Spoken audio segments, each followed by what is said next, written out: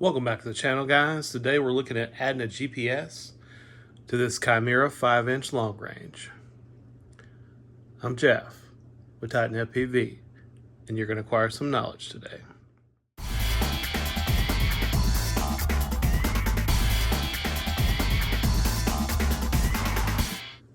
This is a custom build. I picked up this frame a while back just to swap over some components I had from an X-Night 5-inch that met its demise shortly after assembly. I had these 2004 Beta FPV and the Beta FPV F7 all-in-one flight controller. I just wanted to swap these into a build, and this looked like a good option. But as it being a custom build, it didn't come with a GPS, so I had to select all my components.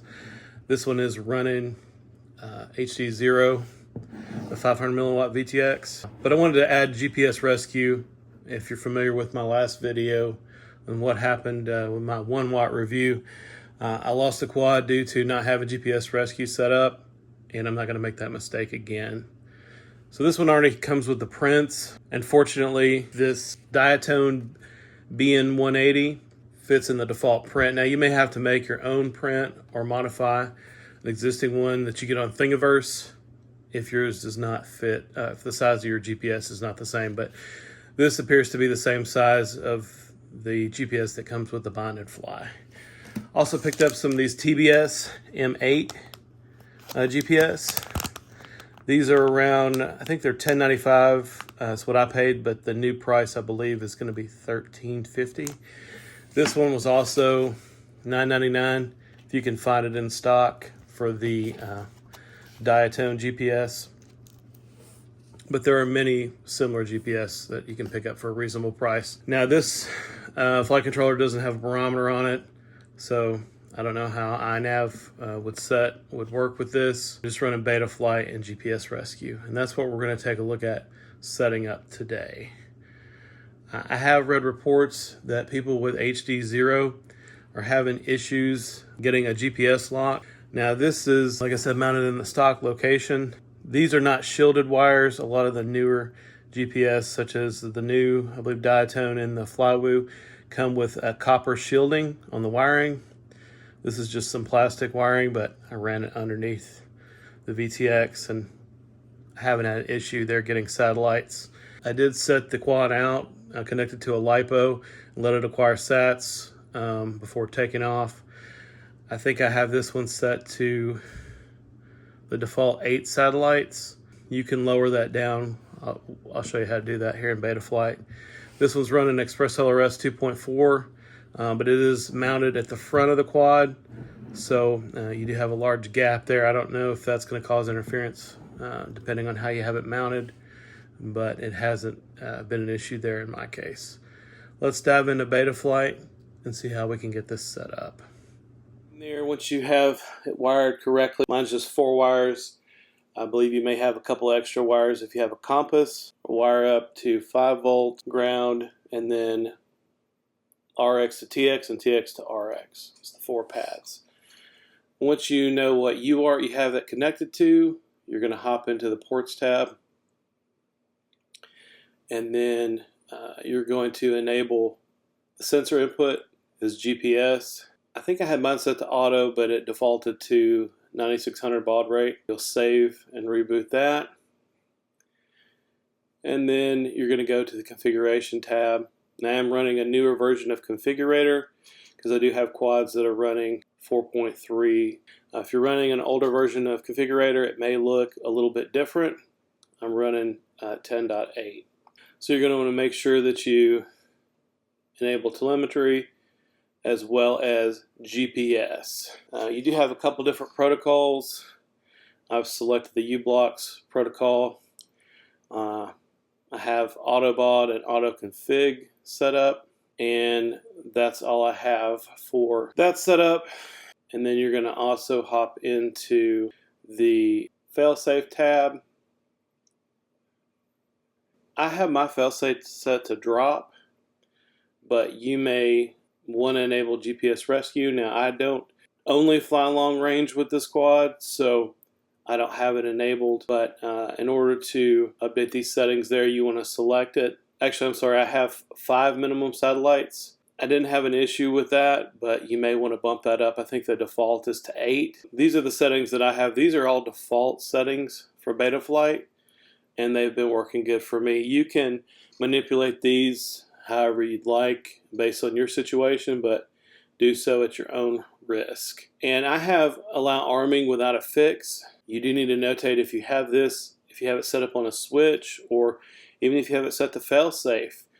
If you arm the quad and you don't have at least the minimum number of satellites, GPS rescue will not work, and more than likely you're going to end up with a crash. If you do have this checked, make sure that if you do not have the minimum acquired satellites and you either activate it via a switch or have the failsafe set, the quad is more than likely going to drop out of the air and you're going to have a bad time. You're going to do the walk of shame. And we can go ahead and plug a LiPo in. Now, I'm indoors, so I don't know how many satellites I'm going to acquire, but you can see if you've wired your GPS up correctly. Let me grab a LiPo. The GPS does have a battery, an onboard battery, so once it acquires satellites on a cold start, that means just for the first time. Each subsequent pack, it should be able to acquire those satellites much more quickly, and I found that was the case with this BN180 that I have. I've already got roughly 5 satellites, with one having a pretty good strength. Now we're up to 6.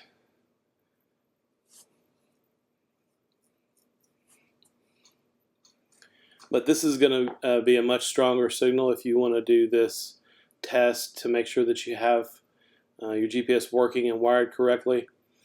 You can do this outdoors, but like I stated, I'm in my office here. But even indoors, you see that I am acquiring satellites. What I did is assign my GPS to a switch on my transmitter.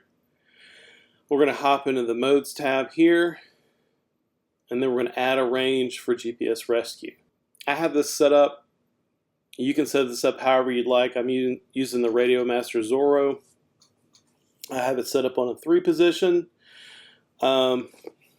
just because I don't really have any extra available switches. So I have it set to the same switch that I have my turtle mode enabled. But if I pull the switch all the way towards me, it's going to engage the GPS rescue. That's working for me. Like I said, you're just going to want to put it on a switch there if that's how you want to do it. But I have mine on the same switch. So if I push it to midpoint, I'm going to get turtle mode. And then if I pull it back one more, it's going to give me GPS rescue. But just be aware of how you have it set up. When you have acquired however many satellites is listed, we set up that earlier. I believe mine's set to 5. The default is 8, and you engage the switch. The drone should fly to the selected altitude. I believe it puts itself in angle mode and returns to the home point. Now, once you regain control or within range, you regain video, you can disable that switch and then take over control. On Betaflight, I believe they have GPS rescue working on 4.3 RC6. This one is running 4.2.9, so GPS rescue is working well for me. Before we're ready to get the quad in the air, we need to hop over to the OSD tab to make sure we enable some OSD elements that are GPS friendly. So what I have enabled is GPS latitude and longitude, the number of GPS satellites, GPS speed, home direction, it's your arrow, home distance. You should have the link quality enabled already. You're also going to want flight distance enabled. I did not, for how long your round trip is. Now this is a warm start out in the field. I've previously acquired satellites on another battery. So we've got 9 to start out with. So GPS rescue should work in this case.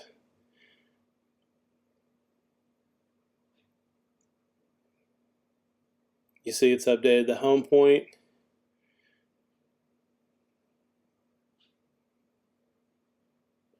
Now we're up to 11 satellites. This BN 180 is pretty quick, and it does, I think I got up to about 16 satellites total in the end, so it's a decent GPS for $10 for sure. Let's go out a little further, out to an open area, and so we can check the GPS rescue on a switch.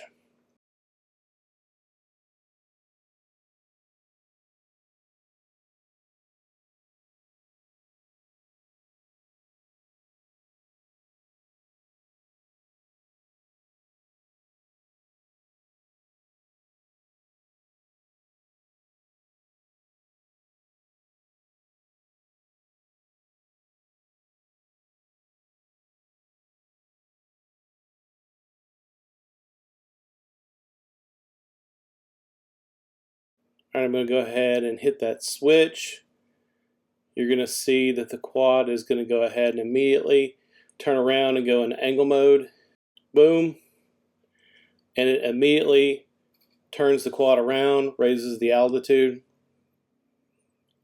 and it's going to head back to the home point. Now obviously I've got very good link quality at this point, but if you didn't have video or link quality, it would carry you back to the home point. I went ahead and disabled it. I'm taking the quad back over. Hope this video was informative, guys. If you're not already subscribed, please do so. Give this video a thumbs up, leave a comment down below, and I'll get back to you as soon as I can.